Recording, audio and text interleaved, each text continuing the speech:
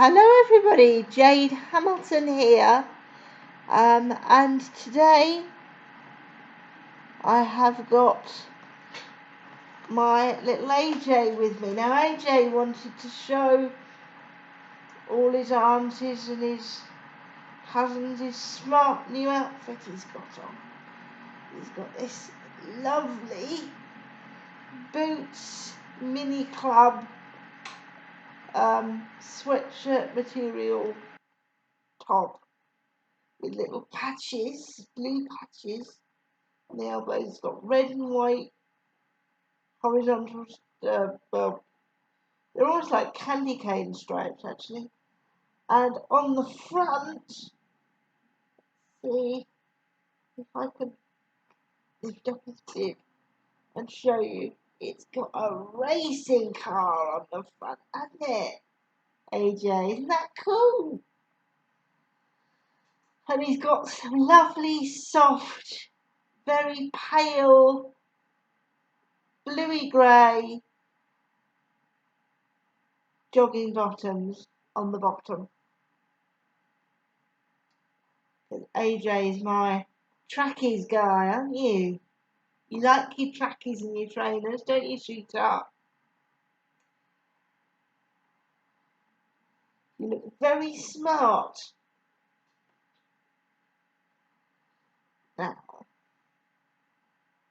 down to the next order of business, which is the next chunk of Matilda. As per all videos where I read, all rights go to Roald Dahl, Quentin Blake and Puffin. I own absolutely nothing. And we are on chapter 7, which is called Miss Honey. I'm using a Kindle copy in case anybody is wondering, and I'm reading it off my laptop, so that's why my reading is sometimes a little stumbly, because I'm sight reading this.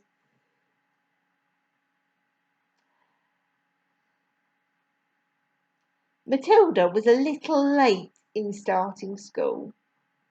Most children begin primary school at 5, or even just before, but Matilda's parents, who weren't very concerned one way or the other, excuse me while I put my teeth back in, about their daughter's education, had forgotten to make the proper arrangements in advance. She was 5.5 when she entered school for the first time. The village school for younger children was a bleak brick building called Cruncham Hall Primary School. It had about 250 pupils aged from 5 to just under 12 years old. The head teacher, the boss, the supreme commander of this establishment, was a formidable middle-aged lady whose name was Miss Trunchbull.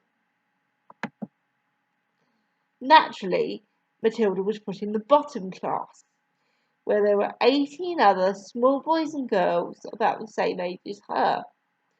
Their teacher was called Miss Honey, and she could not have been more than 23 or 24. She had a lovely oval face with blue eyes, and her hair was light brown. Her body was so slender and fragile, one got the feeling that if she fell over, she would smash into 1,000 pieces, like a porcelain figure. Miss Jennifer Honey was a mild and quiet person who never raised her voice and was seldom seen to smile, but there is no doubt she possessed that rare gift for being adored by every small child under her care. She seemed to understand totally the bewilderment and fear that so often overwhelm young children who, for the first time in their lives, are herded into a classroom and told to obey orders. Some curious warmth that was almost tangible shone out of Miss Honey's face when she spoke to a confused and homesick newcomer to the class. Miss Trunchbull, the headmistress, was something else altogether. She was a gigantic holy terror, a fierce tyrannical monster who frightened the life out of pupils and teachers alike. There was an aura of menace about her even at a distance, and when she came up close you could almost feel the dangerous heat radiating off her as from a red hot rod of metal. When she marched, Miss Trunchbull never walked. She always marched like a stormtrooper with long strides and arms a-swinging. When she marched along a corridor, you could actually hear her snorting as she went. And if a group of children happened to be in her path, she ploughed right on through them like a tank, with small people bouncing off her to right and left. Thank goodness we don't meet many people like her in this world, although they do exist, and all of us likely to come across at least one of them in a lifetime. If you ever do, you should behave as you would if you meet an enraged rhinoceros out in the bush. Climb up the nearest tree and stay there until it has gone away. This woman, in all her eccentricities and in her appearance, is almost impossible to describe, but I shall make an attempt to do so a little later on. Let us leave her for the moment and go back to Matilda and her first day in Miss Honey's class. After the usual business of going through all the names of the children, Miss Honey handed out a brand new exercise book to each pupil. "You have all brought your own pencils, I hope?" she said. "Yes, Miss Honey," they chanted. "Good. Now, this is the very first day of school for each one of you. It is the beginning of at least 11 long years of schooling that you're all going to have to go through, and 6 of those years will be spent right here at Cruncham Hall, where, as you know, your headmistress is Miss Trunchbull. Let me, for your own good, tell you something about Miss Trunchbull. She insists upon strict discipline throughout the school, and if you take my advice, you will do your very best to behave yourselves in her presence. Never argue with her, never answer her back, always do as she says. If you get on the wrong side of Miss Trunchbull, she can liquidize you like a carrot in a kitchen blender. It's nothing to laugh about, Lavender. Take that grin off your face. All of you will be wise to remember that Miss Trunchbull deals very severely with anyone who gets out of line in this school. Have you got the message?" "Yes, Miss Honey," chirruped 19 eager little voices. "I myself," Miss Honey went on, want to help you learn as much as possible." Excuse me, I'm all over the place today. "As much as possible while you are in this class. That is because I know it will make things easier for you later on. For example, by the end of this week, I shall expect every one of you to know the 2 times table by heart, and in a year's time, I hope you will know all the multiplication tables up to 12. It will help you enormously if you do. Now then, do any of you happen to have learnt the 2 times table already?" Matilda put up her hand. She was the only one. Miss Honey looked carefully at the tiny girl with dark hair and a round, serious face sitting in the second row. "Wonderful," she said. "Please stand up and recite as much of it as you can." Matilda stood up and began to say the 2 times table. When she got to twice 12 is 24, she didn't stop. She went right on with twice 13 is 26, twice 14 is 28, twice 15 is 30, twice 16 is... "Stop!" Miss Honey said. She'd been listening, slightly spellbound, to this smooth recital, and now she said, "How far can you go?" "How far?" Matilda said. "Well, I don't really know, Miss Honey, but quite a long way, I think." Miss Honey took a few moments to let this curious statement sink in. "You mean," she said, "that you could tell me what 2 times 28 is?" "Yes, Miss Honey." "What is it?" "56, Miss Honey." "What about something much harder, like 2 times 487? Could you tell me that?" I think so. Yes," Matilda said. "Are you sure?" Why, yes, Miss Honey, I'm fairly sure."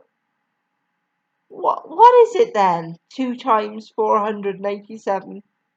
974, Matilda said immediately. She spoke quietly and politely, and without any sign of showing off. Miss Honey gazed at Matilda with absolute amazement, but when she next spoke she kept her voice level. "That is really splendid," she said, "but of course multiplying by 2 is a lot easier than some of the bigger numbers. What about the other multiplication tables? Do you know any of those?" I think so, Miss Honey. I think I do." "Which ones, Matilda? How far have you got?" I, I don't quite know," Matilda said. I don't know what you mean."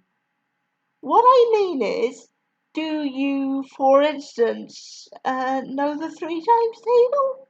"Yes, Miss Honey." "And the 4 times?" "Yes, Miss Honey."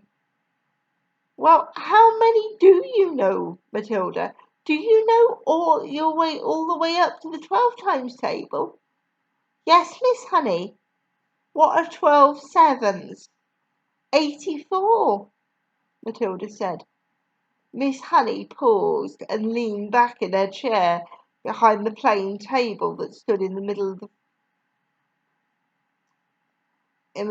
the floor at the front of the class.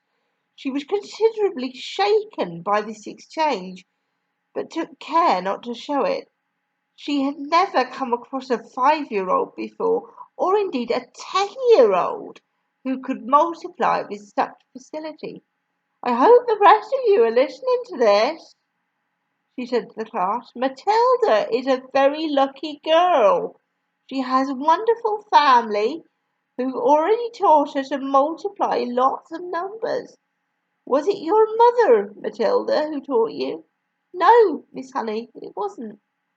"You must have a great father then." "Father then? He must be a brilliant teacher." "No, Miss Honey," Matilda said quietly. "My father did not teach me." "You mean you taught yourself?" I don't quite know," Matilda said truthfully. "It's just that I don't find it very difficult to multiply one number by another." Miss Honey took a deep breath and let it out slowly. She looked again at the small girl with bright eyes, standing beside her desk, so sensible and solemn. "You say You don't find it difficult to multiply one number by another? Miss Honey said. Could you try and explain that a little bit? Oh dear, Matilda said. I'm not really sure. Miss Honey waited. The class was silent, all listening. For instance, Miss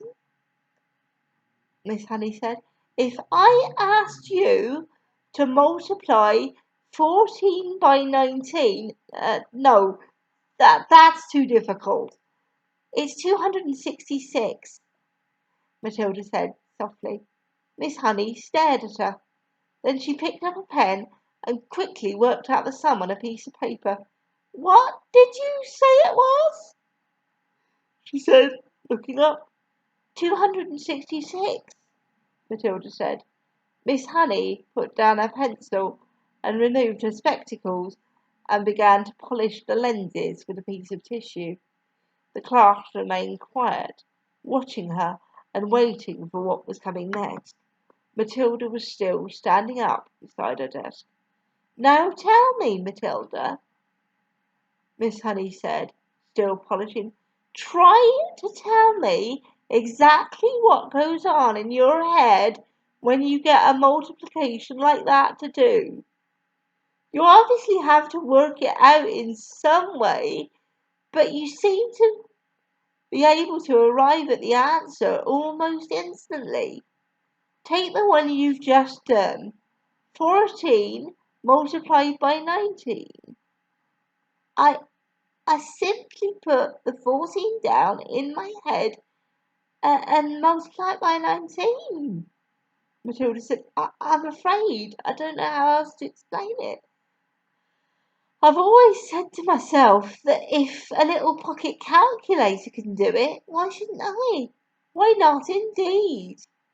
Miss Honey said, the human brain is an amazing thing. I think it's a lot better than a lump of metal, Matilda said. That's all a calculator is. How right you are, Miss Honey said. Pocket calculators are not allowed in this school anyway. Miss Honey was feeling quite quivery. There was no doubt in her mind that she had met a truly extraordinary mathematical brain, and words like child genius and prodigy went flitting through her head. She knew that these sorts of wonders do pop up in the world from time to time, but only once or twice in 100 years. After all, Mozart was only 5 when he started composing for the piano, and look what happened to him. It's not fair, Lavender said. How can she do it and we can't? Don't worry, Lavender, you'll soon catch up, Miss Honey said, lying through her teeth.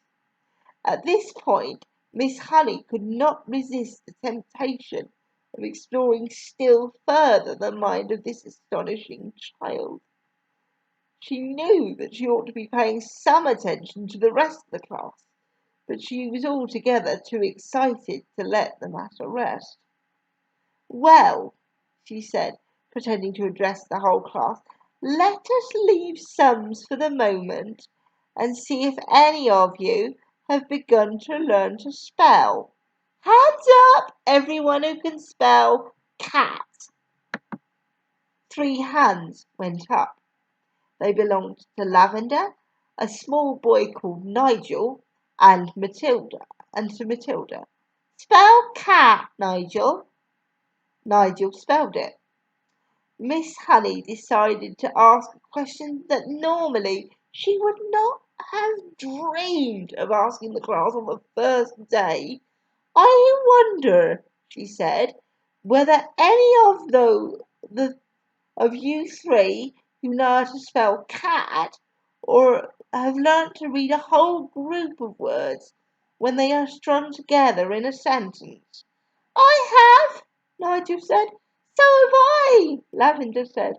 Miss Honey went to the blackboard and wrote with her chalk the sentence, I have already begun to learn how to read long sentences. She'd purposely made it difficult, and she knew there were precious few 5-year-olds who would be able to manage it. "Can you tell me what that says, Nigel?" she asked. "That's too hard," Nigel said. "Lavender?" "The first word is I," Lavender said. "Can any of you read the whole sentence?" Miss Honey asked, waiting for the yes that she felt was certain.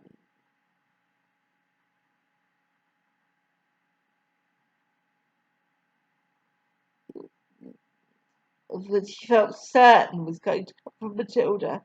"Yes," Matilda said. "Go ahead," Miss Honey said. Matilda read the sentence without any hesitation at all. "That really is very good indeed," Miss Honey said, making the understatement of her life. How much can you read, Matilda?" "I think I can read most things, Miss Honey," Matilda said, "although I'm afraid I can't always understand the meanings." Miss Honey got to her feet and walked smartly out of the room, but was back in 30 seconds carrying a thick book. She opened it at random and placed it on Matilda's desk. "This is a book of humorous poetry," she said. "See if you can read that one aloud." Matilda, smoothly, without a pause, and at a nice speed, Matilda began to read. "An epicure dining at Crewe found a rather large mouse in his stew. Cried the waiter, 'Don't shout or wave it about, or the rest will be wanting one too.'" Several children saw the funny side of the rhyme and laughed. Miss Honey said, "Do you know what an epicure is, Matilda?" "It's someone who's dainty with their eating," Matilda said. "That's correct," Miss Honey said. "And do you happen to know what that particular type of poetry is called?" "It's called a limerick," Matilda said. "That's a lovely one. It's so funny." "It's a famous one," Miss Honey said, picking up the book and returning to her table in front of the class. "A witty limerick is very hard to write," she added. "They look easy, but they most certainly are not." Miss Honey's right. I used to write a lot of limericks as a kid. It was one of my favourite things to do. And blimey, O'Reilly, are they hard! Really fun to try, though. "I know," Matilda said. "I've tried a few times, but mine are never any good." "You have you?" Miss Honey said, more startled than ever. "Well, Matilda, I would very much like to hear one of these lyrics you say you've written. Could you try to remember one for us?" "Well," Matilda hesitated, "I've actually been trying to make one up about you, Miss Honey, while we've been sitting here." "About me!" Miss Honey cried. "Well, we've certainly got to hear that one, haven't we?" I don't think I want to say it, Miss Honey." "Please tell it," Miss Honey said. "I promise I won't mind." "I think you will, Miss Honey, because I had to use your first name to make things rhyme, and that's why I don't want to say it." "How do you know my first name?" Miss Honey asked. "I heard another teacher calling you by it just before we came in," Matilda said. "She called you Jenny." "I insist upon hearing this limerick," Miss Honey said, smiling one of her rare smiles. "Stand up and recite it." Reluctantly, Matilda stood up and very slowly, very nervously, she recited her limerick. The thing we all ask about Jenny is surely there cannot be many young girls in the place with so lovely a face. The answer to that is not any. The whole of Miss Honey's face blushed a brilliant scarlet. Then once again she smiled. It was a much broader one this time, a smile of pure pleasure. Why, thank you, Matilda, she said, still smiling. Although it is not true, it is really a very good limerick. Oh dear, oh dear. I must try to remember that one. From the third row of desks, Lavender said, It's good. I like it. It's true as well. A small boy called Rupert said, Of course it's true. Nigel said, already the whole class had begun to warm to Miss Honey, although as yet she'd hardly paid attention to any of them except Matilda. Who taught you to read, Matilda? Miss Honey asked. I just sort of taught myself, Miss Honey. And have you read any books all by yourself? Any children's books, I mean. I've read all the ones that are in the public library in the High Street, Miss Honey. And did you like them? I liked some of them very much indeed, Matilda said, but I thought others were fairly dull. Tell me one that you liked. I liked The Lion, the Witch and the Wardrobe, Matilda said. I think Mr. C.S. Lewis is a very good writer, but he has one failing. There are no funny bits in his books. You are right there, Miss Honey said. There aren't many funny bits in Mr. Tolkien either, Matilda said. Do you think that all children's books ought to have funny bits in them? I do, Matilda said. Children are not so serious as grown-ups, and they love to laugh. Miss Honey was astounded by the wisdom of this tiny girl. She said, And what are you going to do now that you've read all the children's books? I'm reading other books, Matilda said. I borrow them from the library. Mrs. Phelps is very kind to me. She helps me to choose them. Miss Honey was leaning forward over her work and gazing in wonder at the child. She'd completely forgotten now about the rest of the class. What other books? She murmured. I'm very fond of Charles Dickens, Matilda said. He makes me laugh a lot, especially Mr. Pickwick.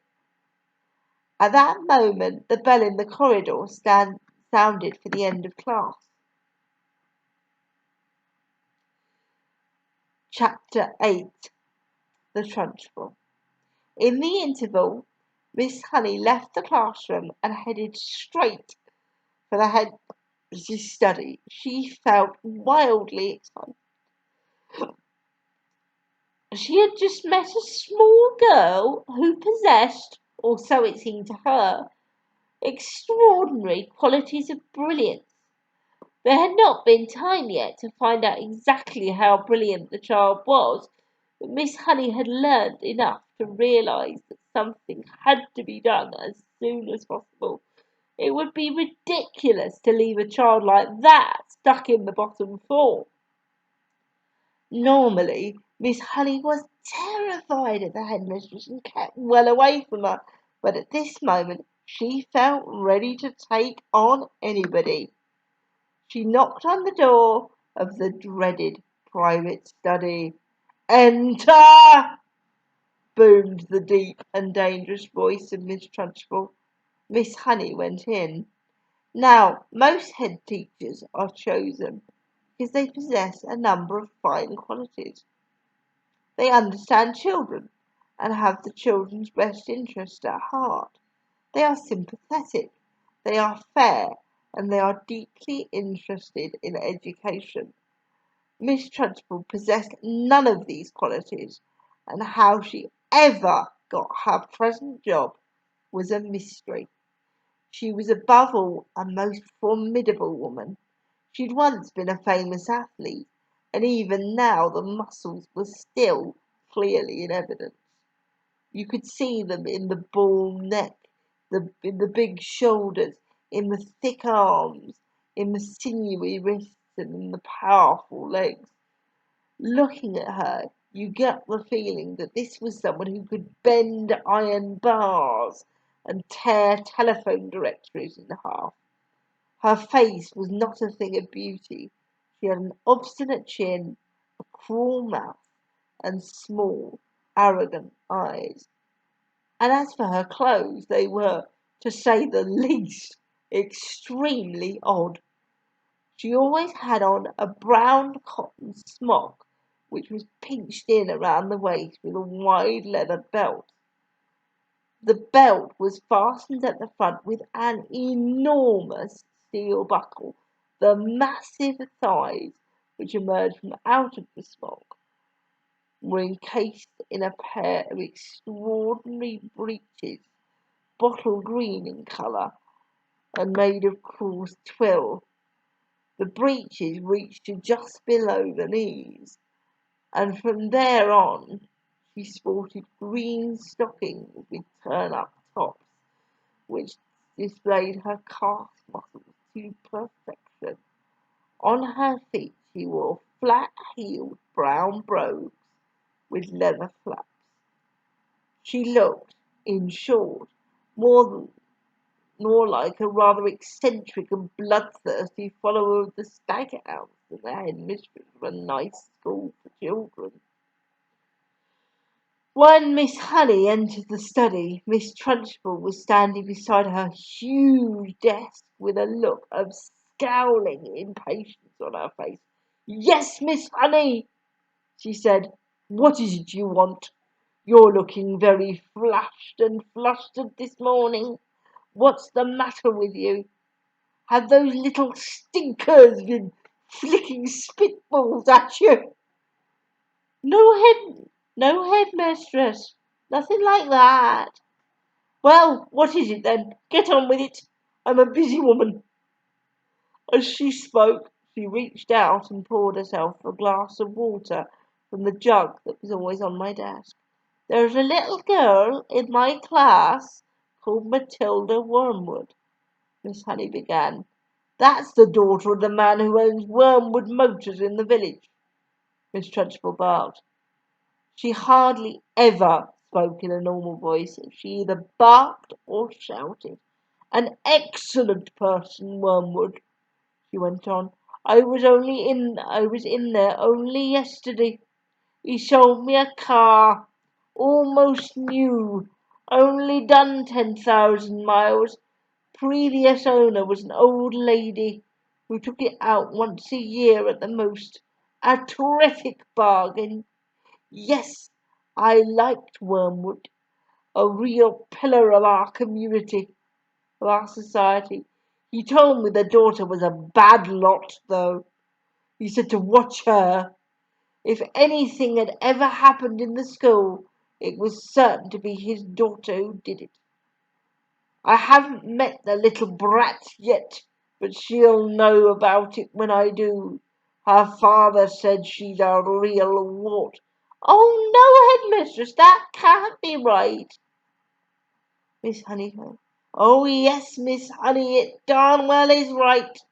In fact, now, come to think of it, I bet it was she who planted the stink bomb under my desk here first thing this morning. The place stunk like a sewer. Of course it was her. I shall have her for that, you see if I don't. What she looked like? Nasty little worm, I'll be bound. I have discovered, Miss Honey, during my long career, that a bad girl is a far more dangerous creature than a bad boy. What's more, they're harder to squash. Squashing a bad girl is like trying to squash a blue bottle.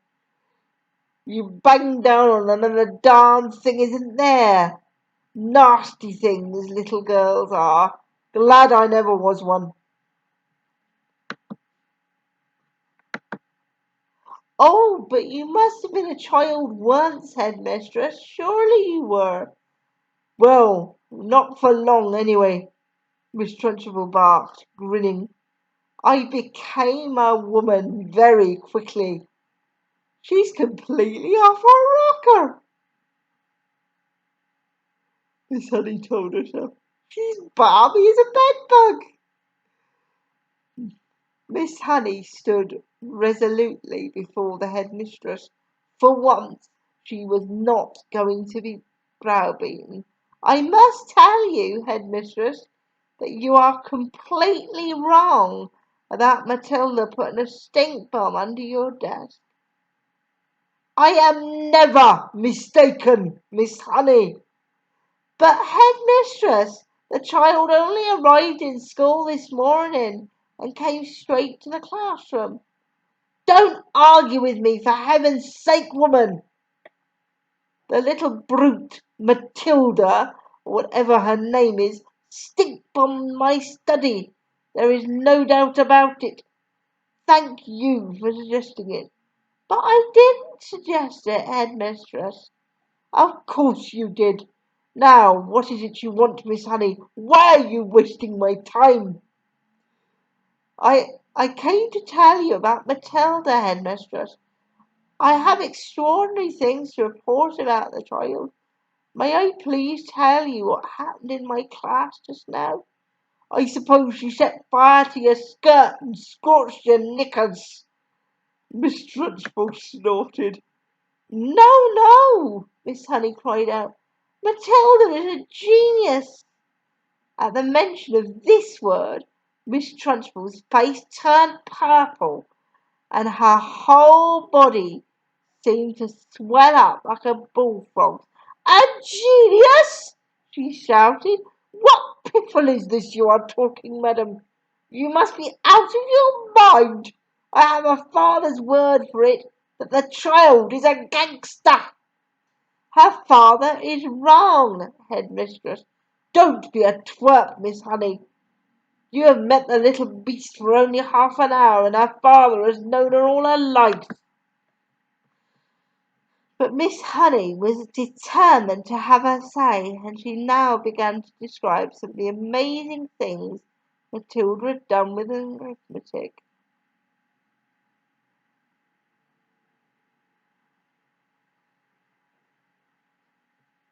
So she's learnt a few tables by heart, has she? Miss Trunchbull barked. My dear woman, that doesn't make her a genius, it makes her a parrot. But headmistress, she can read. So can I, Miss Trunchbull snapped. It is my opinion, Miss Honey said, that Matilda should be taken out of my class, out of my form, and placed immediately in the top form with the 11-year-olds. Ha! Snorted Miss Trunchbull. So you want to get rid of her, do you? So you can't handle her. So now you want to unload her on the mentioned Miss Plimsoll in the top form where she will cause even more chaos. No, no, cried Miss Honey. That's not my reason at all. Oh, yes, it is, shouted Miss Trunchbull. I can see right through your little plot, madam. And my answer is no. Matilda stays where she is, and it is up to you to see that she behaved herself. But headmistress, please, not another word, shouted the Trunchbull. And in any case, I have a rule in this school that all children remain in their own age groups regardless of ability. Great Scott, I'm not having a little 5-year-old brigand sitting with the senior girls and boys in the top one. Who ever heard of such a thing?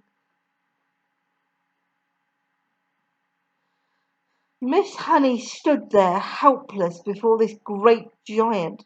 There was a lot more she would like to have said, but she knew it was useless. She said softly, Very well then. It's up to you, headmistress. You're darn right it's up to me, the Trunchbull bellowed. And don't forget, madam, that we are dealing here with a little viper who put a stink bomb under my desk. She did not do that, headmistress. Of course she did it, the Trunchbull bellowed. And I'll tell you what, I wish to heavens I was still allowed to use the birch and the belt as I did in the good old days. I'd have roasted Matilda's bottom so she couldn't sit down for a month. Miss Honey turned and walked out of the study, feeling depressed, but by no means defeated. I am going to do something about this child, she told herself. I don't know what it will be, but I shall find a way to help her in the end. Chapter 9. The Parents. When Miss Honey emerged from the headmistress's study, most of the children were outside in the playground. Her first move was to go round to the various teachers who taught the senior class and borrow from them a number of textbooks. Books on algebra, geometry, French, English literature and the like. Then she sought out Matilda and called her into the classroom. There is no point, she said, in you sitting in class doing nothing while I am teaching the rest of the form, the 2 times table, and how to spell cat and rat and mouse. So during each lesson I shall give you one of these textbooks to study. At the end of the lesson you can come up to me with your questions if you have any, and I shall try to help you. How does that sound? Thank you, Miss Honey, Matilda said. That sounds fine. I am sure, Miss Honey said, that we'll be able to get you moved into a much higher form later on, but for the moment the headmistress wishes you to stay where you are. Very well, Miss Honey, Matilda said. Thank you so much for getting those books for me. What a nice child she is, Miss Honey thought. I don't care what her father said about her. She seems very quiet and gentle to me, and not a bit stuck up in spite of her brilliance. In fact, she hardly seems aware of it. So when the class reassembled, Matilda went to her desk and began to study a textbook on geometry which Miss Honey had given her. The teacher kept half an eye on her all the time, and noticed that the child very soon became deeply absorbed in the book. She never glanced up once during the entire lesson. Miss Honey, meanwhile, was making another decision. She was deciding, she was deciding that she would go herself and have a secret talk with Matilda's mother and father as soon as possible. She simply refused to let the matter rest where it was. The whole thing was ridiculous. She couldn't believe that the parents were totally unaware of their daughter's remarkable talents. After all, Mr. Wormwood was a successful motor car dealer, so she presumed that he was a fairly intelligent man himself. In any event, parents never underestimated the abilities of their own children. Quite the reverse. Sometimes was well nigh impossible for a teacher to convince the proud father or mother that their beloved offspring was a complete nitwit. Miss Honey felt confident that she would have no difficulty in convincing Mr. and Mrs. Wormwood that Matilda was something very special indeed. The trouble was going to be to stop them from getting over enthusiastic.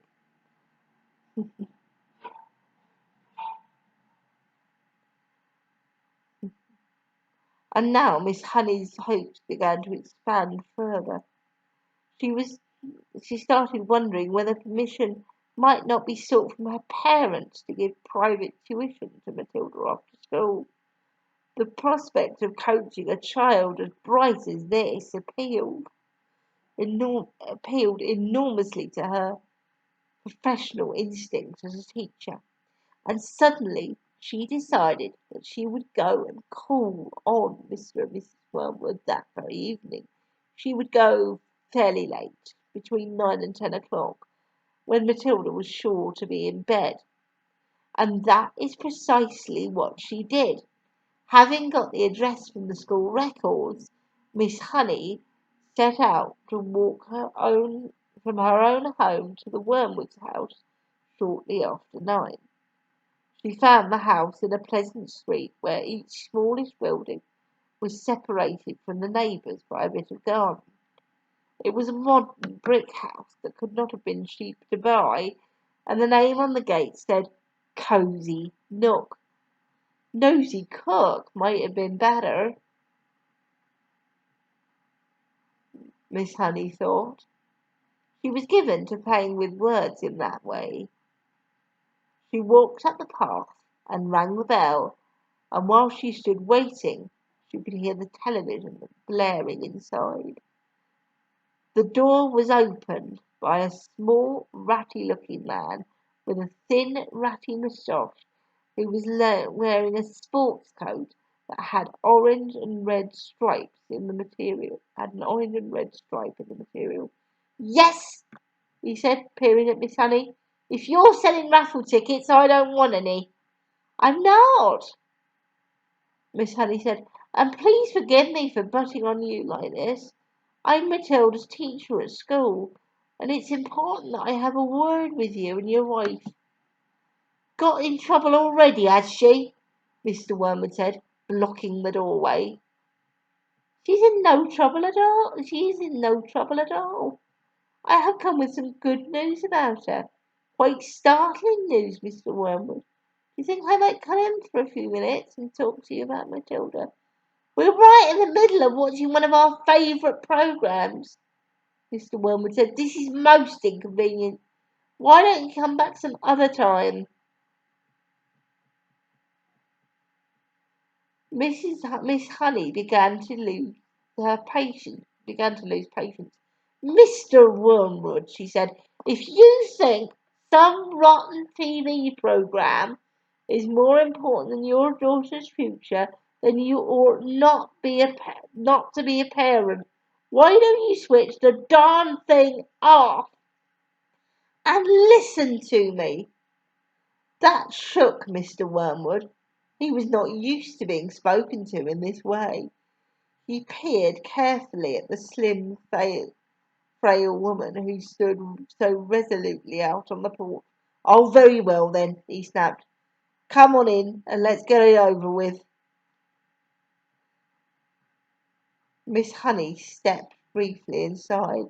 Mrs. Wormwood isn't going to thank you for this, the man said as he led her into the sitting room where a large platinum blonde woman was gazing rapturously at the TV screen. Who is it? Who is it? Said the woman, not looking round. Some school teacher, Mr. Wormwood said. She says she's got to talk to us about Matilda.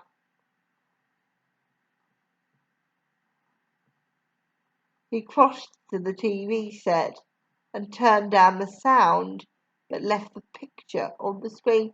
Don't do that, Harry, Mrs. Wormwood cried out. Willard is just about to propose to Angelica. You can still watch it while we're talking, Mr. Wormwood said. This is Matilda's teacher.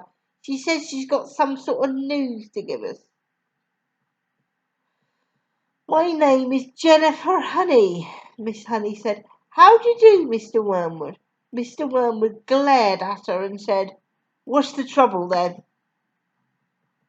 Nobody invited Miss Honey to sit down, so she chose a chair and sat down anyway.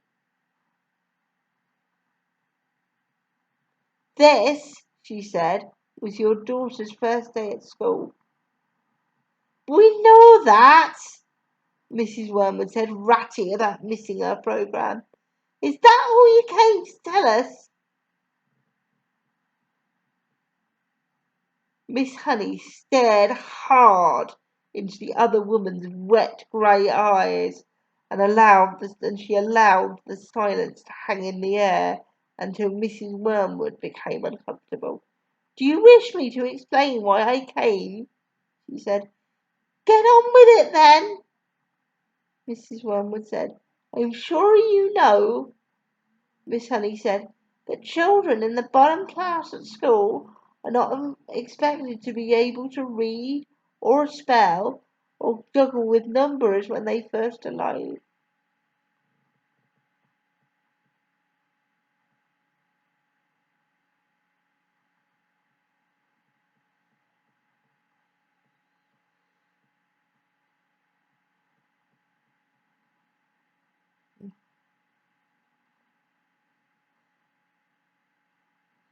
5, and if I am to believe it, I wouldn't, Mrs. Wormwood said.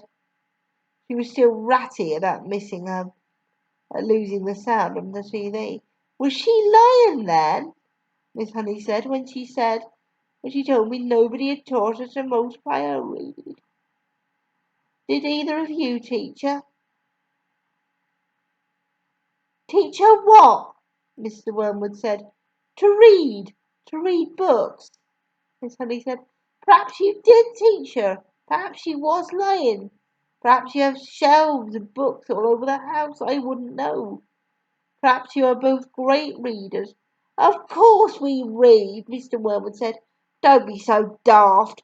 I read the autocar and the motor from cover to cover every week. The child has already read an astonishing number of books.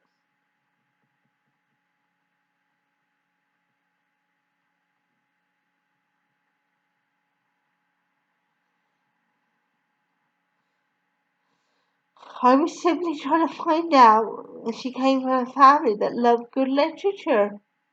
We don't hold with book reading, Mr. Wormwood said.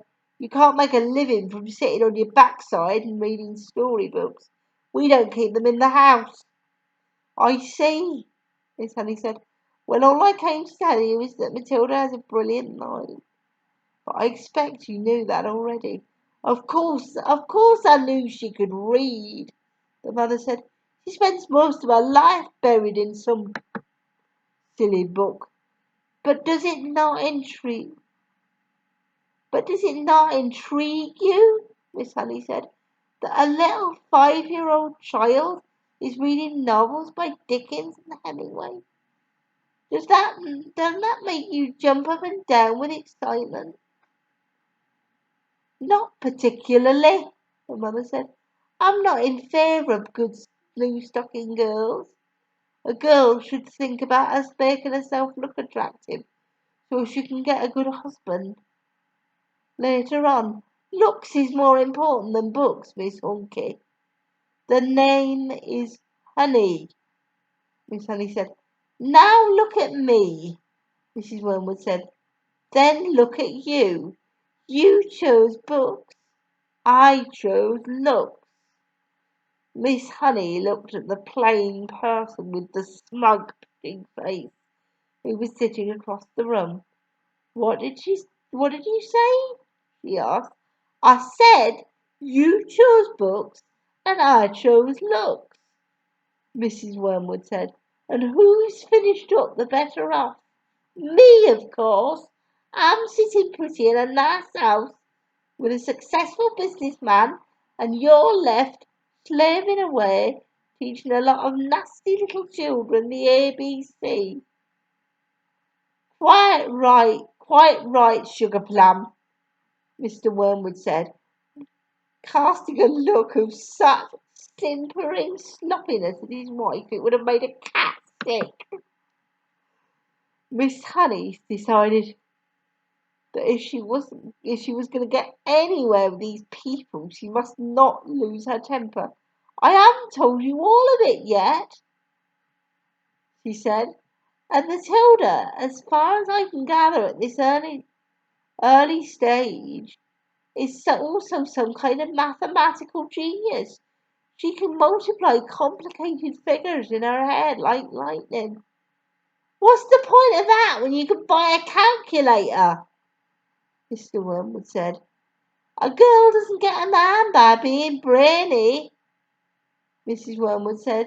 Look at that film star, for instance, she added, pointing at the silent TV screen where a bosomy female was being embraced by a craggy actor in the moonlight.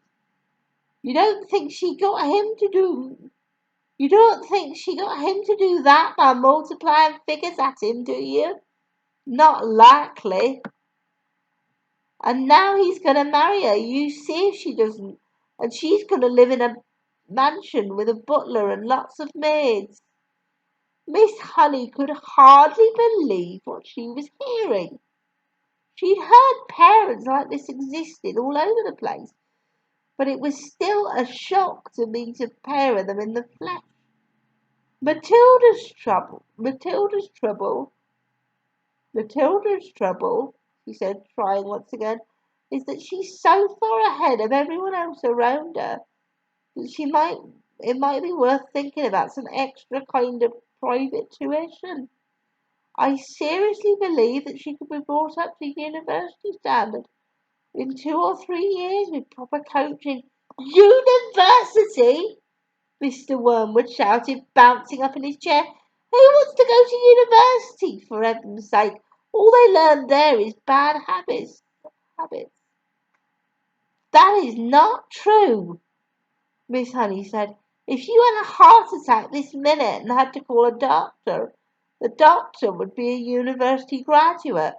If you had to go out, if you got sued for selling someone a rotten second-hand car, you'd have to get a lawyer, and they'd be a university graduate too.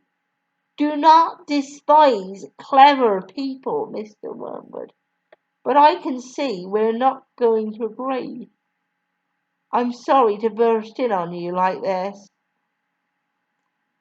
Miss Honey rose from her chair and walked out of the room. Mr. Wormwood followed her to the front door and said, Good of you to come, Miss Orks, or is it Miss Harris? It's neither, Miss Honey said, but let it go. And away she went. Chapter 10. Throwing the Hammer.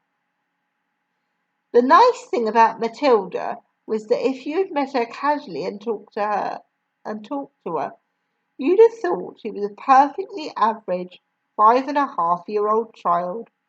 She displayed almost no outward signs of her brilliance, and she never showed off. This is a very sensible and quiet little girl, you would have said to yourself, and unless for some reason you'd started a discussion with her about literature or mathematics, you never would have known the extent of her brain power. It was therefore easy for Matilda to make friends with other children. All those in her class liked her. They knew, of course, that she was clever because they'd heard her being questioned by Miss Honey on the first day of term, and they also knew that she was allowed to sit quietly with a book during lessons and not pay attention to the teacher. But children of that age do not search deeply for reasons. They're far too wrapped up in their own small struggles to worry much about what others are doing and why. Among Matilda's newfound friends was the girl called Lavender. Right from the first day of term, two of them started walking round together during the morning break and in the lunch hour. Lavender was exceptionally small for her age, a skinny little nymph with deep brown eyes and with dark hair that was cut in a fringe across her forehead.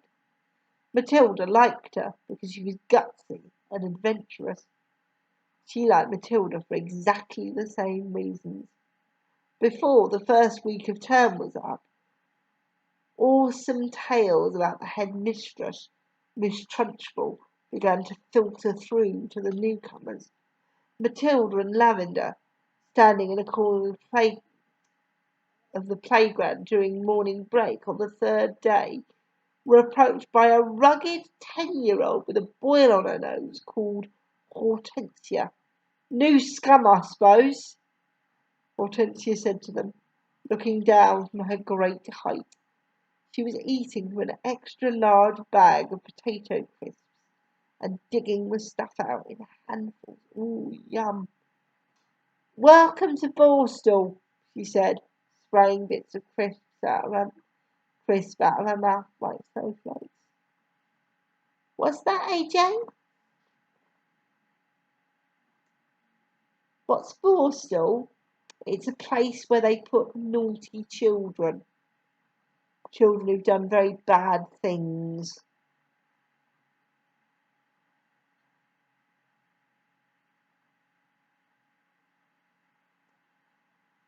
Or better way to put it, it's a place where they put children who've broken the law.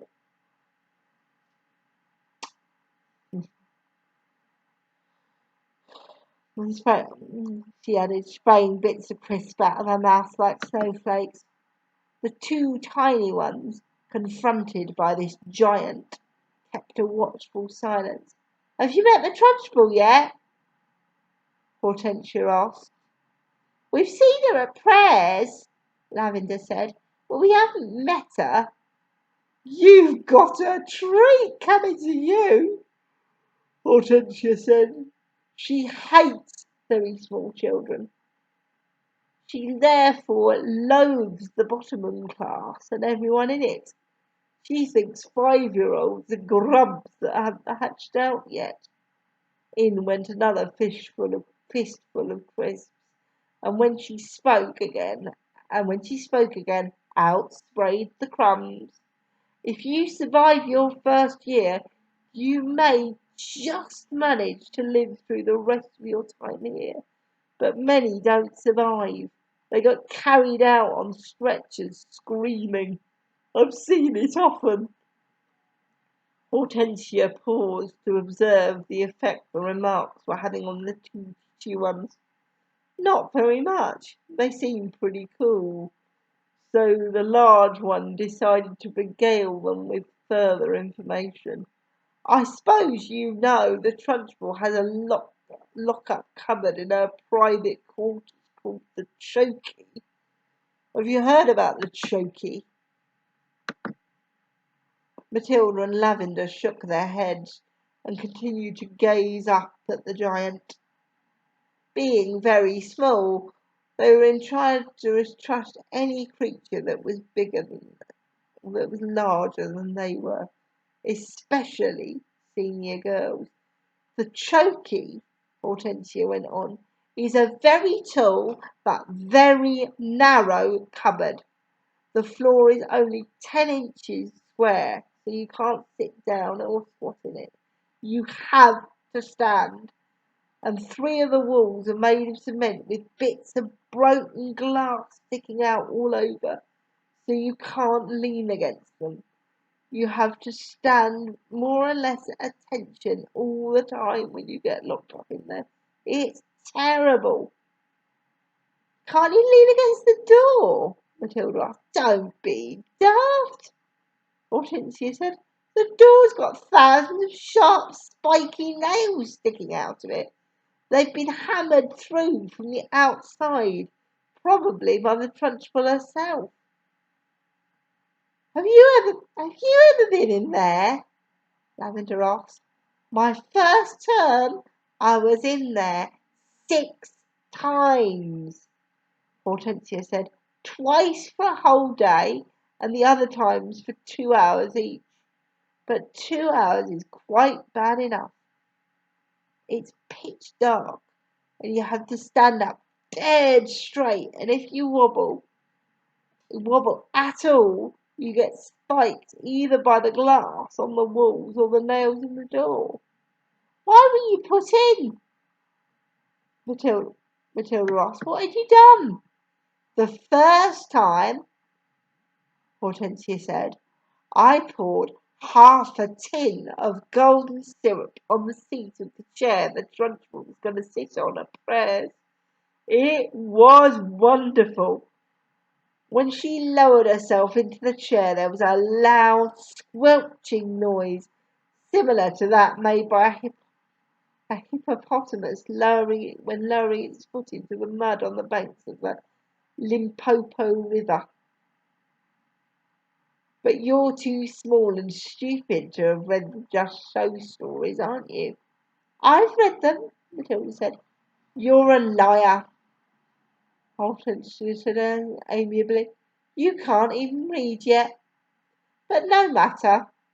So when the Trunchbull sat down on the golden syrup, the squelch was beautiful.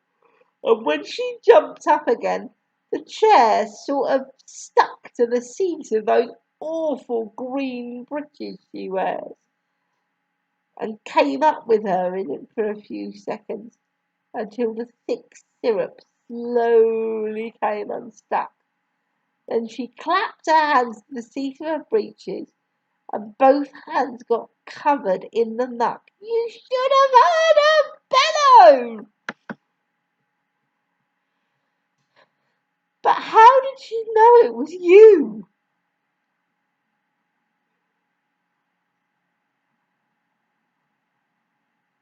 Lavender asked. A little squirt called Ollie Bogwhistle sneaked on me, Hortensia said. I knocked his front teeth out. And the Trunchbull put you in the chokey for a whole day? Matilda asked, gulping. All day long, Hortensia said. I was a babbling wreck when she let me out. What were the other things you did to get put in the chokey? What were the other things you did to get put in the chokey? Lavender asked. Oh, I can't remember them all now, Hortensia said. She spoke with the air of an old warrior who has been in so many battles that bravery has become commonplace. It's all so long ago, she added, stuffing more crisps into her mouth. Ah, yes, I can remember one. Here's what happened. I chose a time when I knew the Trunchbull was out of the way, teaching the sixth formers, and I put up my hand and asked to go to the box. But instead of going there, I sneaked into the Trunchbull's room, and after a speedy search, I found the drawer where she kept all her gym knickers. Go on, Matilda said, spellbound. What happened next? I'd sent away by post, you see, for this very powerful itching powder, Hortensia said. It cost 50p a packet and was called the Skin Scorcher. The label said it was made from the powdered teeth of deadly snakes, and it was guaranteed to melt the size of walnuts on your skin. So I sprinkled this stuff over inside every pair of knickers in the drawer, and then folded them all up again carefully. Hortensia proceeded to cram more crisps into her mouth. Did it work? Lavender asked. Well, Hortensia said, a few days later, during prayers, the Trunchbull suddenly started scratching herself like mad down below. Aha!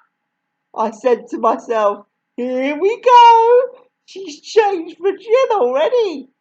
It was pretty wonderful to be sitting there watching it all and knowing I was the only person in the whole school who knew exactly what was going on inside the Trunchbull's pants. I felt safe too. I knew I couldn't be caught. Then the scratching got worse. She couldn't stop. She must have thought she had a wasp's nest down there. And then, right in the middle of the Lord's Prayer, she leapt up and grabbed her bottom and rushed out of the room. Both Matilda and Lavender were enthralled. It was quite clear to them that they were at this moment standing in the presence of a master.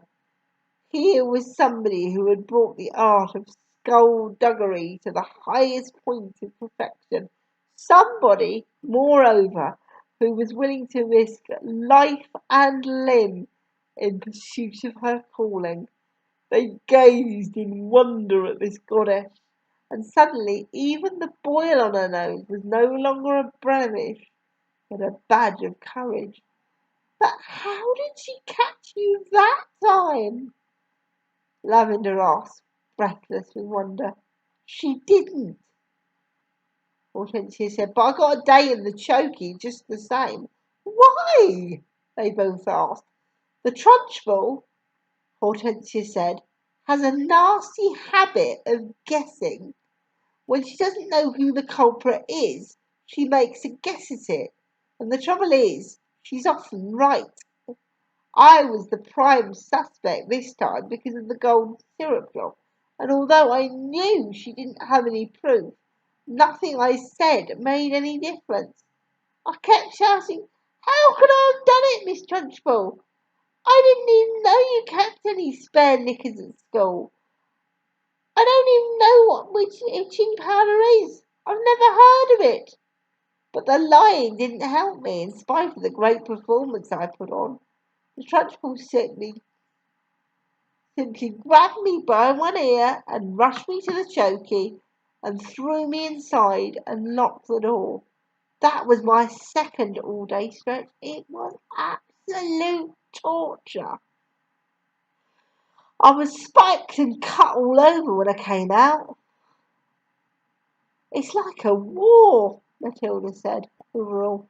You're darn right, it's like a war, Hortensia cried, and the casualties are terrific. We are the Crusaders, the gallant army fighting for our lives with hardly any weapons, and the Trunchbull is the Prince of Darkness, the foul serpent, the fiery dragon with all the weapons at her command. It's a tough life. We all try to support each other. You can rely on us. You can rely on us, Lavender said, making her height of 3 feet 2 inches stretch as tall as possible. No, I can't, Hortensia said. You're only shrimps, but you never know.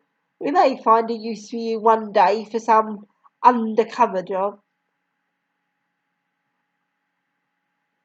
Tell us a little bit more about what she does, Matilda said. Please do. I mustn't frighten you before you've been here a week. Hortensia said. You won't, Lavender said. We may be small, but we're quite tough. Listen to this, then, Hortensia said. Only yesterday the Trunchbull caught a boy called Julius Rotwinkle eating licorice all sorts during the scripture lesson, and she simply picked him up by one arm and flung him clear out the open classroom. Sorry, AJ? What's scripture? It's bit like RE. It's a lesson where you talk about things in the Bible and things. You might have somebody read a passage out or something. Only yesterday the Trunchbull caught a boy called Julius Rotwinkle eating licorice all sorts during the scripture lesson, and she simply picked him up by one arm and flung him clear out of the open classroom window. Our classroom is one floor up, and we saw Julius Rotwinkle go sailing out over the garden like a frisbee, and landing with a thump in the middle of the lettuces. Then the Trunchbull turned to us and said, From now on, anybody caught eating in class goes straight out the window. Did this Julius Rotwinkle break any bones? Lavender asked. Only a few, Hortensia said. You've got to remember the Trunchbull once threw the hammer for Britain in the Olympics, so she's very proud of her right arm. What's Throwing the hammer? What's throwing the hammer? Lavender asked. The hammer, Hortensia said, is actually a ruddy grey cannonball on the end of a long bit of wire, and the thrower whisks it round and round their head, faster and faster, and then lets it go. You have to be terrifically strong. The Trunchbull will throw anything around just to keep her arm in, especially children. Good heavens, Lavender said.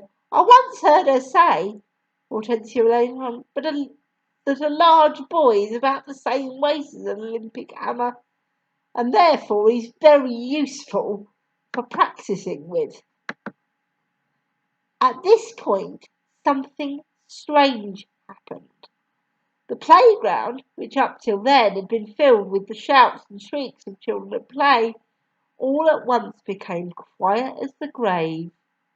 Watch out, Hortensia whispered. Matilda and Lavender glanced round and saw the gigantic figure of Miss Trunchbull advancing through the crowd of children with menacing strides. The children drew back hastily to let her through, and her progress across the asphalt was like that of Moses going through the Red Sea when the waters parted. A formidable figure she was, in her belted smock and green breeches. Below the knees her calf muscles stood out like grapefruits inside her stockings. Amanda Thorpe! She was shouting. You! Amanda Thorpe! Come here! Hold on to your hats! Hortensia whispered. What's going to happen? Lavender whispered back. That idiot Amanda, Hortensia said, has let her long hair grow even longer during the holes, and her mother has plaited it into pigtails. Silly thing to do. Why silly? Matilda asked. If there's one thing the Trunchbull can't stand, it's pigtails, Hortensia said. Matilda and Lavender saw the giant in green breeches advance them on a girl of about 10 who had a pair of long plaited golden. Oh, Matilda and Lavender saw the giant in green breeches advancing on a girl of about 10 who had a pair of plaited golden pigtails hanging over her shoulders. Each pigtail had a blue satin bow at the end of it, and it all looked very pretty. The girl wearing the pigtails, Amanda Thripp, stood quite still, watching the advancing giant. And the expression on her face was one that you might find on the face of a person who's trapped in a small field with an enraged bull which is charging flat out towards them. The girl was glued to the spot, terror-struck, pop-eyed, quivering, knowing for certain that the day of judgment had come for her at last. Miss Trunchbull now reached the victim and stood towering over her. I want those filthy pigtails off before you come back to school tomorrow, she barked. Chop 'em off and throw 'em in the dustbin. You understand? Amanda, paralysed with fright, managed to stutter, My mummy likes them. She plats them for me every morning. Your mummy's a twit, the Trunchbull bellowed. She pointed a finger the size of a salami at the child's head and shouted, You look like a rat with a tail coming out of its head. My mummy thinks I look lovely, Miss Trunchbull, Amanda stuttered, shaking like a blancmange. I don't give a flip what your mummy thinks, the Trunchbull yelled, and with that she lunged at her forehead. She lunged forward and grabbed. I don't give a flip what your mummy thinks, Miss Trunchbull yelled, and with that she lunged forward and grabbed hold of Amanda's pigtails in her right fist and lifted the girl clear off the ground. Then she started swinging her round and round her head, faster and faster, and Amanda was screaming blue murder, and the Trunchbull was yelling, I'll give you pigtails, you little rat! Shades of the Olympics, Hortensia murmured. She's getting her speed up. She's getting up speed now, just like she does with the hammer. 10-1, she's going to throw.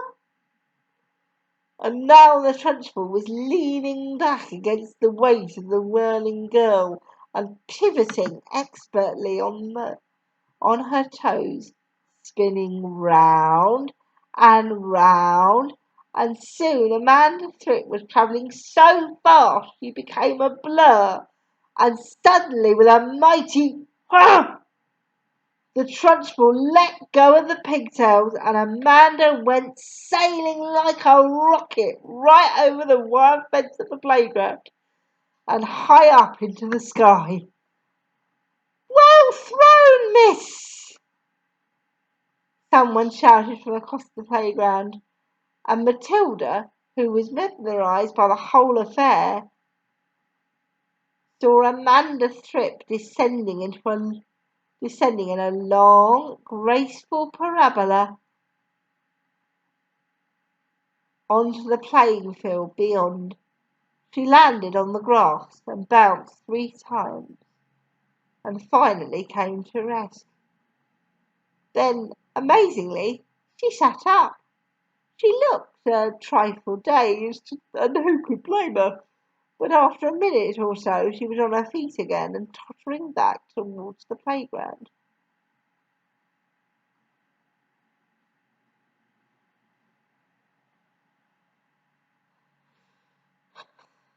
The Trunchbull stood in the playground, dusting off her hand. Not bad, she said, considering I'm not in strict training. Not bad at all. Then she strolled away. Why don't the parents complain? Matilda asked. Would yours? Hortensia asked. I know mine wouldn't. She treats the parents just the same as the children. They're all scared to death of her. I'll be seeing you sometime, you two. And with that, she sauntered away. Chapter 11. I really want to read this one before we stop. Bruce Bogtrotter and the cake. How can she get away with it? And Lavender said to Matilda, surely the children go home and tell their parents.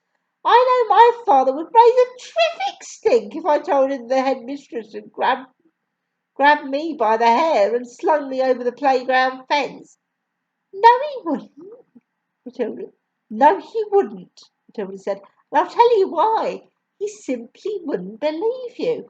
Of course he would. He wouldn't, Matilda said. And the reason is obvious. Your story would sound too ridiculous to be believed. And that's the Trunchbull's great secret. What is? Lavender said. Matilda said, never do anything by halves if you want to get away with it. Be outrageous. Go the whole hog. Make sure everything you do is so completely unbelievable no parent is so completely unbelievable. No parent is going to believe this pigtail story. Not in a million years. Mine wouldn't. They'd call me a liar.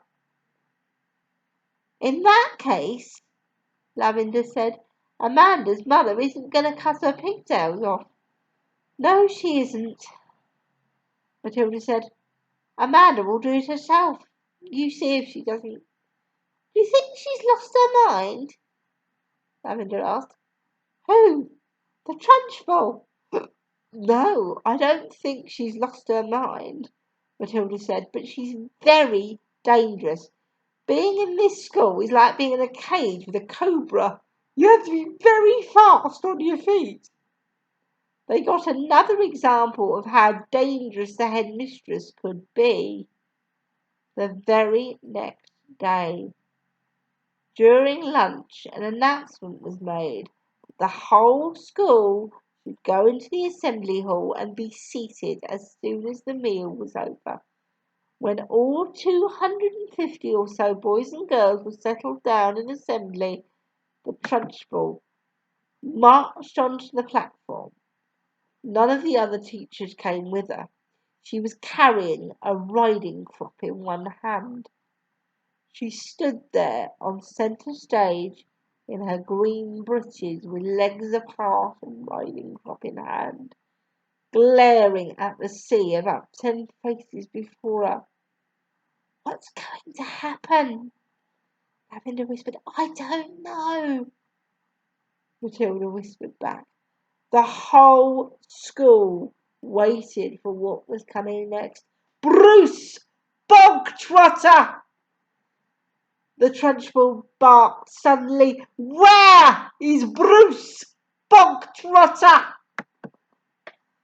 A hand shot up among the seated children. Come up here! The Trunchbull shouted, and look smart about it.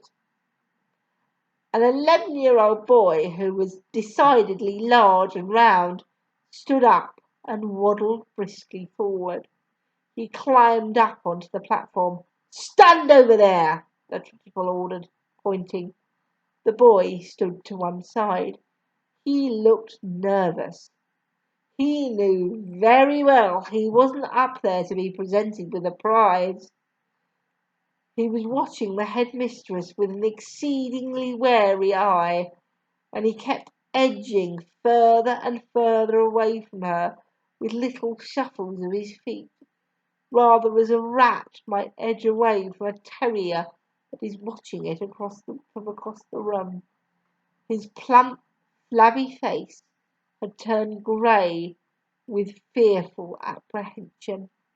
His stockings hung about his ankles. This plot, boomed the headmistress, pointing the riding crop at him like a rapier. Sorry, I don't. What's a rapier? A rapier is a special knife, long sword thing. Boomed the headmistress, pointing the riding crop at him like a rapier. This pimple, this foul carbuncle, this poisonous pustule that you see before you is none other than a disgusting criminal, a resident of the underworld, a member of the mafia. Who, me? Bruce Bogtrotter said, looking genuinely puzzled. A thief! The Trunchbull screamed. A crook! A pirate! A brigand! A rustler! Steady on, headmistress, the boy said. Do you deny it, you miserable little gunboil? Do you plead not guilty? I don't know what you're talking about, the boy said, more puzzled than ever. I'll tell you what I'm talking about, you suppurating little blister. The Trunchbull shouted. Yesterday morning, during break, you sneaked into the kitchen and stole a slice of my private chocolate cake from my tea tray. That tray had just been prepared for me personally by the cook. It was my morning snack. And as for the cake, it was my own private stock. That was not boy's cake. You don't think for 1 minute I'm going to eat the filth I give to you. That cake was made from real butter and fresh cream. And he, that robber bandit, that safe cracker, that highwayman standing over there with his socks around his ankles, stole it and ate it. I never did, the boy exclaimed, turning from grey to white. Don't lie to me, Bob Trotter, barked the Trunchbull. The cook saw you. What's more, she saw you eating it. The Trunchbull paused to wipe a fleck of froth from her lips. When she spoke again, her voice was suddenly softer, quieter, more friendly, and she leaned towards the boy, smiling. You like my special chocolate cake, don't you, Bog Trotter? It's rich and delicious, isn't it, Bog Trotter? Very good, the boy mumbled. The words were out before he could stop himself. You're right, the Trunchbull said. It is very good. Therefore, I think you should congratulate the cook. When a gentleman has had a particularly good meal, he always sends his compliments to the chef.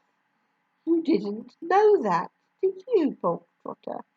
But those who inhabit the criminal underworld are not noted for their good manners. The boy remained silent. Cook! The Trunchbull shouted, turning her head towards the door. Come here, cook. Bog Trotter wishes to tell you how good your chocolate cake is. The cook, a tall, shrivelled female, who looked as though all her body juices had been dried out of her in a long ago in a hot oven, walked onto the platform, wearing a dirty white apron. Her entrance had clearly been arranged beforehand by the headmistress. Now then, Bog Trotter, the Trunchbull moaned, tell cook what you think of her chocolate cake. Very good, the boy mumbled. You could see he was now beginning to wonder what all this was leading up to.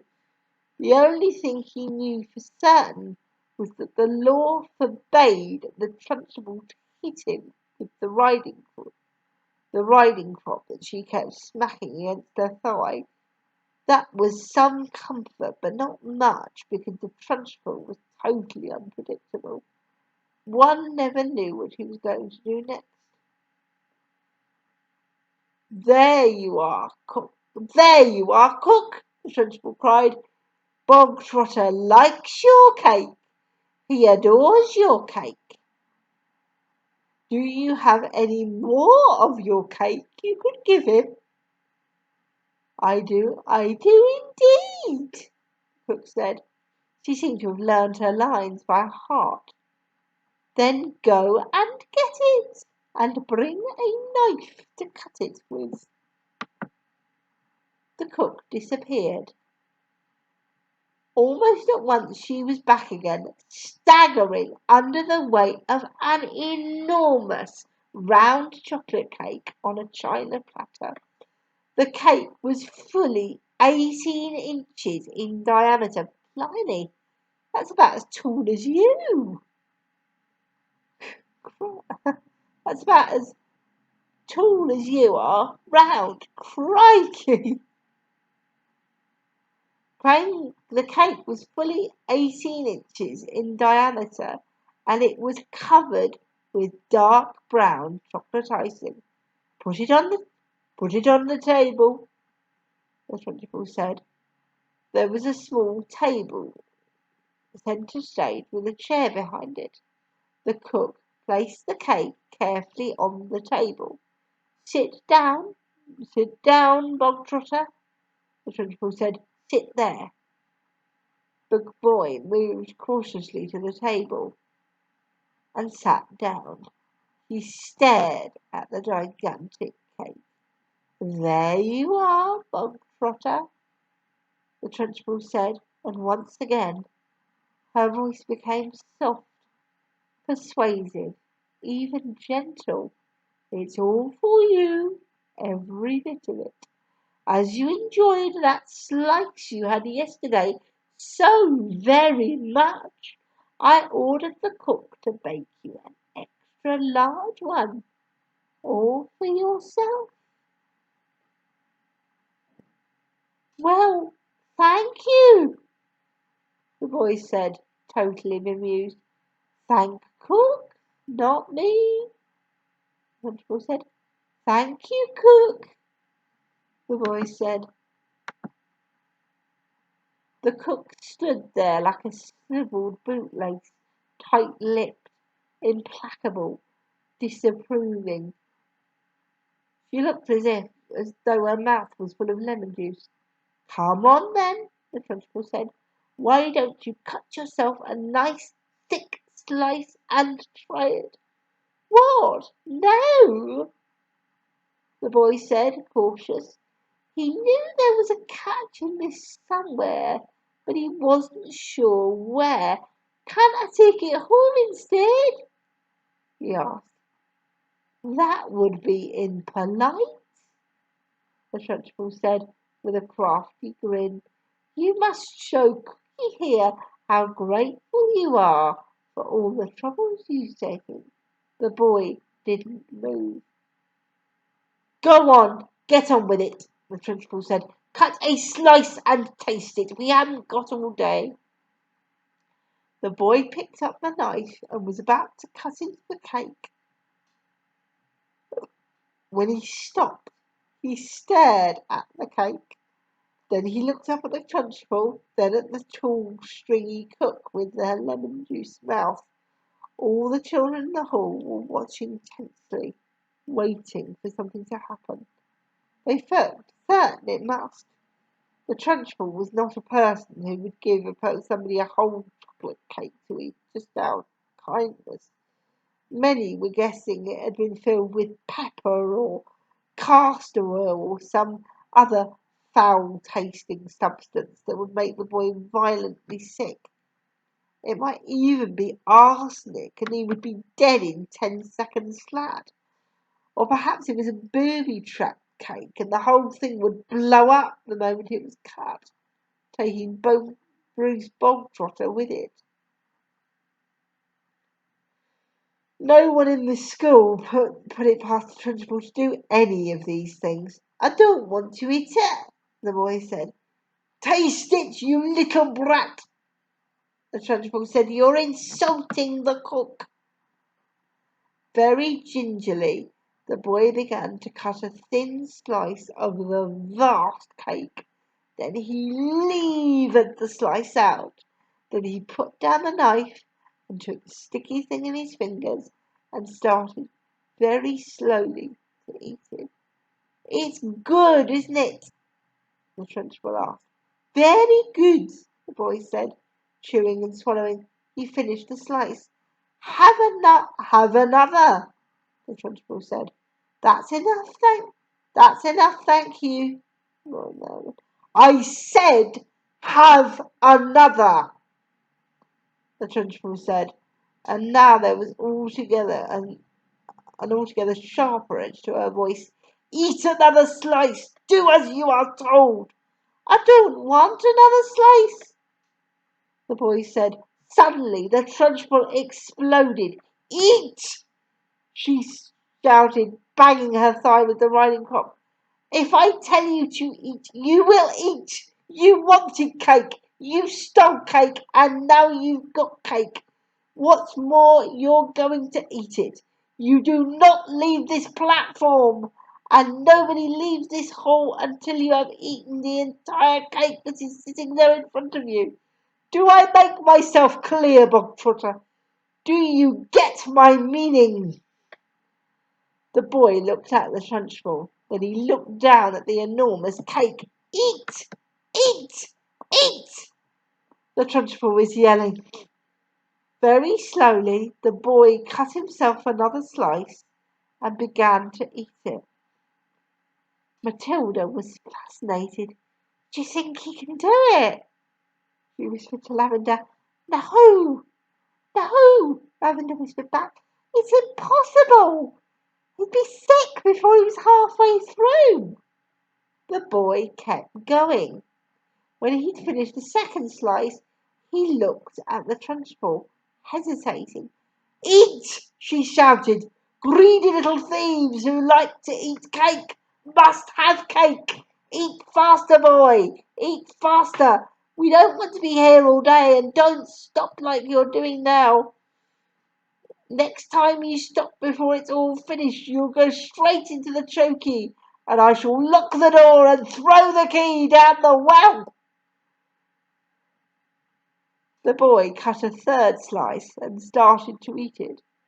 He finished this one quicker than the other two, and when that was done, he immediately picked up the knife and cut the next slice. In some peculiar way, he seemed to be getting into his stride. Matilda, watching closely, saw no signs of distress in the boy yet. If anything, he seemed to be gathering confidence as he went along. He's doing well, she whispered to Lavender. He'll be sick soon. Lavender whispered back, it's going to be horrid. When Booth Bogtrotter had eaten his way through half of the entire enormous cake, he paused for a couple of seconds and took several deep breaths. The Trunchbull stood with hands on hips, glaring at him. Get on with it, she shouted. Eat it up. Suddenly, the boy let out a gigantic belch, which rolled around the assembly hall like thunder. Many of the audience began to giggle. Silence! Shouted the Trunchbull. The boy cut himself another thick slice and started eating it fast. There were still no signs of flagging or giving up. He certainly didn't look as though he was about to stop and cry out, I can't eat anymore. I'm going to be sick. He was still in the running, and a subtle change was now coming over the 250 watching children in the audience. Earlier on, they'd sensed impending disaster. They'd prepared themselves for an unpleasant scene in which the wretched boy, stuffed to the gills with chocolate cake, would have to surrender and beg for mercy, and then they would have watched the triumphant Trunchbull forcing more and still more cake into the mouth of the gasping boy. Not a bit of it. Bruce Bogtrotter was 3/4 of the way through and still going strong. One sensed that he was almost beginning to enjoy himself. He had a mountain to climb, and he was jolly well going to reach the top or die in the attempt. What's more, he'd now become very conscious of his audience and of how they were all silently rooting for him. This was nothing less than a battle between him and the Trunchbull. Suddenly, someone shouted, Come on, Brucey, you can make it! The Trunchbull wheeled round and yelled, Silence! The audience watched intently. They were thoroughly caught up in the contest. They were longing to start cheering, but they didn't dare. I think he's going to make it, Matilda whispered. I think so too. Amanda whispered back. I wouldn't have believed anyone in the world could eat the whole of a cake that size. The Trunchbull doesn't believe it either. Matilda whispered. Look at her. She's turning redder and redder. She's going to kill him if he wins. The boy was slowing down now. There was no doubt about that, but he kept pushing the stuff into his mouth with the dogged perseverance of a long-distance runner who has sighted the finishing line and knows they must keep going. As the very last mouthful disappeared, a tremendous cheer rose up from the audience, and children were leaping onto their chairs and yelling and clapping and shouting, Well done, Brucey! Good for you, Brucey! You've won a gold medal, Brucey! The Trunchbull stood motionless on the platform. Her face had turned the colour of molten lava, and her eyes were glittering with fury. She glared at Bruce Bogtrotter, who was sitting on his chair like some overstuffed grub, replete, comatose, unable to move or to speak. A fine sweat was beading his forehead, but there was a grin of triumph on his face. Suddenly, the Trunchbull lunged forward and grabbed the empty china platter on which the cake had rested. She raised it high in the air and brought it down with a crash right on top of the wretched Bruce Bogtrotter's head, and pieces flew all over the platform. The boy was by now so full of cake he was like a sack of wet cement, and you couldn't have hurt him with a sledgehammer. He simply shook his head a few times and went on grinning. Go to blazes! Screamed the Trunchbull, and she marched off the platform, followed closely by the cook.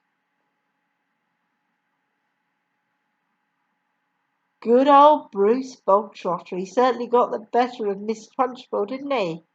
I don't think she was expecting that, do you?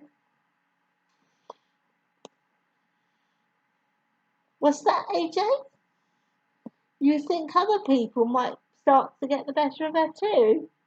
I think you might be right. We'll have to see in the next chapter tomorrow, won't we? Thank you so much for watching, everybody. Thank you for liking, subscribing, commenting, and I will see you tomorrow for the next instalment. Can you wave, AJ? Good boy. Cheerio, everyone.